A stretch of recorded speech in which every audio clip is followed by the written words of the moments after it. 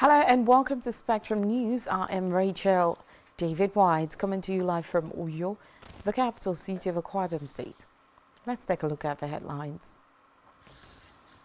President Tinubu urges Muslims to imbibe Prophet Muhammad's virtues as Eid al-Maulud is celebrated today. Akwa Ibom State Governor Pastor Umona flags up 2023 Ibom Ignite Conference, the state's commitment to boost youth entrepreneurship. Plus, Donald Trump's sons found liable for fraud in New York. We'll bring you details of the stories and more in a moment.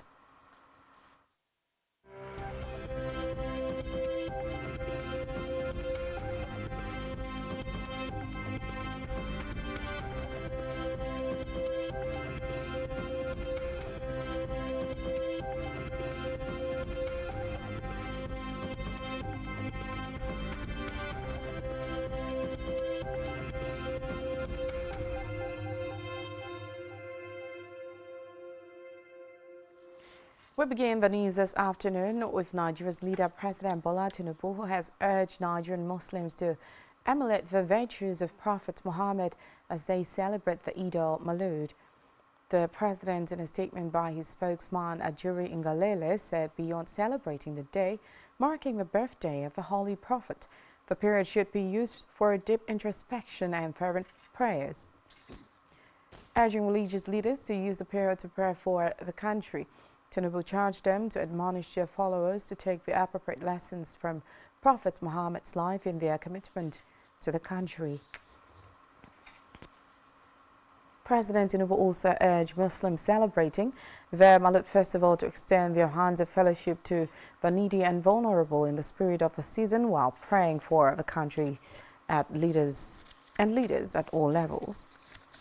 In a related development, the presidential candidate of the Labour Party LP in the February 25th, 2023 elections, Peter Obi, has sent a goodwill message to Muslims to felicitate with them as they celebrate the birthday of the Holy Prophet of Islam, Muhammad. Obi enjoined the Muslim Ummah in Nigeria to use the period to reflect and seek Allah's intervention on the many challenges of the country. The former Anambra State Governor finally wished all the Muslim faithfuls a happy Eid al-Maulud celebration. Meanwhile, political leaders in the country, including state governors and the Senate President Godswill Akpabio, have congratulated Muslims on the occasion of this year's Eid al-Maulud celebration. In their respective message to the Muslim faithful on the occasion, commemorating the birth of Prophet Muhammad, the leaders urged them to pray for peace and prosperity in the country. In a message issued on his behalf by his special advisor on media and publicity, Eseme Eyibo, the Senate President said Prophet Muhammad left behind positive marks on. Back here, Akwa Ibom State Governor Pastor Umona has reaffirmed the resolve of his administration to chart a course for Akwa Ibom youth in entrepreneurship, with a charge on them to maintain consistency and resilience as fundamentals to prosperity. The governor gave assurances while addressing the 2023 Ibom Ignite Conference tagged Stretch My Story, My Business, held at IBM Leadership and Entrepreneurial Development Center, Ibom LED, IBB Way, Uyo. The governor lauded the ingenuity of the organizers of the Ibom Ignite Conference and the Ibom LED team for creating the platforms to create genius out of Akwa Ibom youth. He said Akwa Ibom youth deserve more than being treated as mere tools in the hands of politicians to be used and discarded after achieving their wishes, noting that the intent of the Ibom Ignite project matches the goals of the Arise agenda, which he recalled were part of his campaign promises to the people.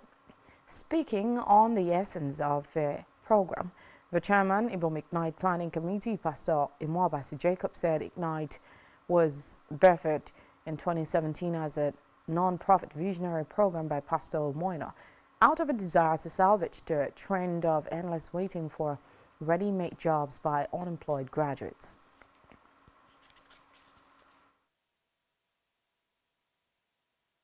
The real man to thank who drove this vision is the chairman of the planning committee. There could be that benefit for everyone If we bring 2 Harvard professors here, they can teach 100 people. They can teach 200 people. And that is the spirit. So that we can have the economy of scale. Rather than send one person with 20 million, 50 million to Harvard Business School, let's spend 50 million and bring Harvard Business School to touch our young people. That is the concept.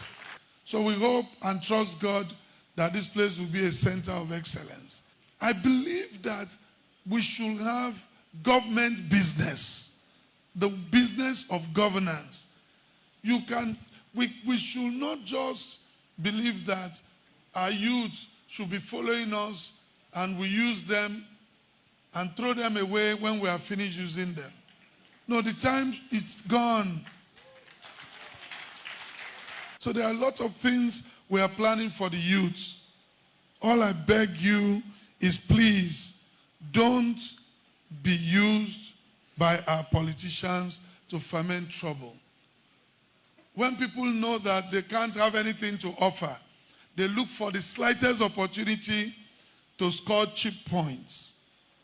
And I believe that our youth should say no to those things. I say this to our young people.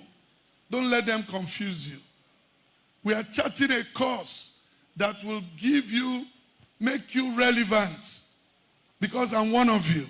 My young ones, chase opportunities. Look out for opportunities. Right where you are, where you live, there are opportunities.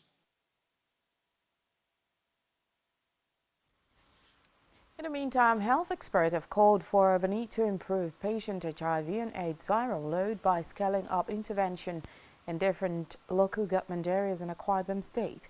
The expert made the call while speaking with Spectrum Television in an interview on contributions of orphans and vulnerable children programs to aid epidemic control. They disclosed that 31.3% of children and households living with HIV lack access to regular food, and 16% are unable to pay medical bills or transport household members to health facilities in the state. The expert noted that I Am Safer intervention is proven to reduce sexual violence among population. Addressing food insecurity and malnutrition in children below the age of 5 and sensitizations, among others, are key to eradicating the menace of HIV and AIDS and ramp up efforts in fighting against the virus in the state. We also have a lot of orphans that are actually orphaned by HIV/AIDS. The streams that we focus on are actually the HIV/AIDS streams, and so by providing services for them at the community level, we're able to discover more people that are actually having these vulnerabilities due to the HIV. We're able to link them back to treatment, where we discover new cases, and we also link them back to the treatment partners in the facilities, and so they're able to optimize their treatment, and we watch out for their viral load suppression to ensure that the interventions of our collaborating partners, the treatment partners, is optimal. First of all, you need to identify a positive child. When you identify a positive child, you link that child to treatment.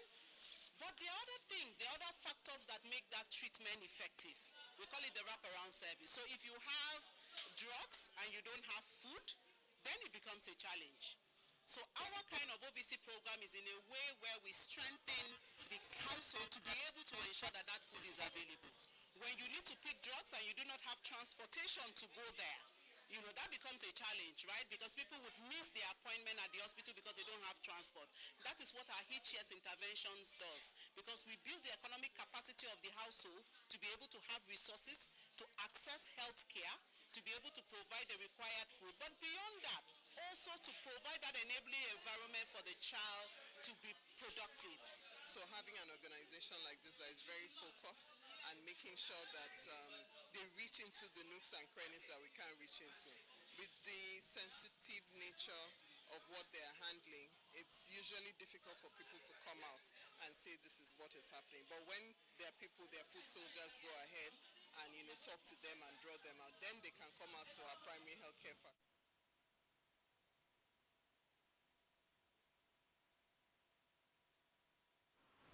Now to Africa, where the United States is reportedly halting its aid to Gabon following last month's coup. In a statement, the U.S. Secretary of State Antony Blinken said the United States is pausing certain foreign assistance programs that benefit the government of Gabon. It said the temporary measure was in line with actions taken by the regional Central African Bloc, the African Union, AU, and other global partners following the coup. Recall that Gabon's membership of the Economic Community of West African States, ECOWAS, and Economic Community of Central African States, ECCAS, and the AU was suspended following the coup. Still in Africa, and Kenya and the United States have signed a defense agreement that will see the East African nation get resources and support for security development and deployment as it is poised to lead a multinational peacekeeping mission to Haiti to combat gang violence. Kenya's Defense Minister Aden Duale and U.S. Defense Secretary Lloyd Austin signed the accord at a meeting in Kenyan capital Nairobi. The agreement guides the country's defense relations for the next 5 years as the war in East Africa against Al-Qaeda-linked Al-Shabaab extremist group intensifies. Austin thanked Kenya for volunteering to take the leadership of the Haiti multinational force and reiterated that the U.S. government would work with Congress to secure the $100 million in funding that it pledged on the sidelines of the UN General Assembly. On the foreign scene, Donald Trump and his son have been found liable for frauding New York. A New York judge, Arthur Agaran, who delivered the ruling canceled the Trump Organization's business certification, saying the Trumps provided false financial statement for roughly a decade. Agaran's ruling came days before the civil case involving the New York Attorney General's office and the former president was set to go viral. The judge granted Attorney General Letitia James's motion for a summary judgment finding Trump, his sons, and others to be liable as a matter of law for persistent violations of the New York state law. The report says the financial statements the Trumps provided to lenders and insurers for about a decade were false and said they repeatedly engaged in fraud. But while the decision is a blow to Trump and his complete rejection of his arguments that he did not inflate the values of his Gulf resources, hotels, and homes at Mar-a-Lago and Seven Springs on financial statements that were repeatedly used in business. Still on the foreign scene, Germany has banned the far-right sect Acht Gemeinschaft for spreading Nazi ideology to children and young people. The country's interior